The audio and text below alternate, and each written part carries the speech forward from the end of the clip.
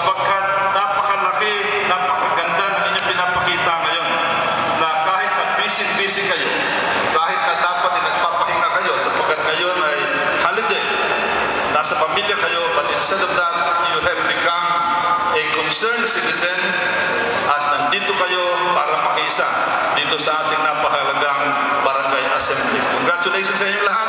Magandang araw po sa inyong lahat. Thank you very much. Palakpakan po natin muli ang ating Congressman ng District 2, ang ibang Congressman Roylo S. Goles.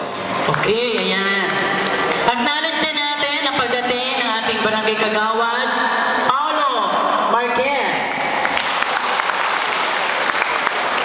Acknowledge din natin yung mga bisita natin na dumating pa. Diyan si Ate Mila Villanor ng Target 2, President. And of course, ang representative ni Vice Mayor Gaston Bunting. Andiyan si Ate Ruth. Ayan. And of course, ang President ng Sampaloc 2, Purong 1, Elizabeth Sibule.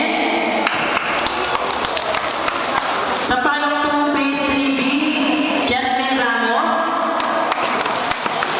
Sampaloc 2, Phase 4, Remedios Burabon. Palakpakan po natin ang pagdating ng President ng Pamilya, Terms 2, Mr. June Magno, with Ms. Ellen Cecilia. Also we have here the strategy officers and Mr. Ariel Bayona.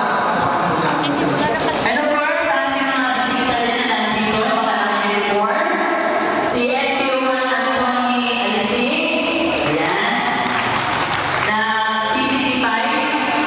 At ang kanilang Chief of Police, si Sir Michael Chavez.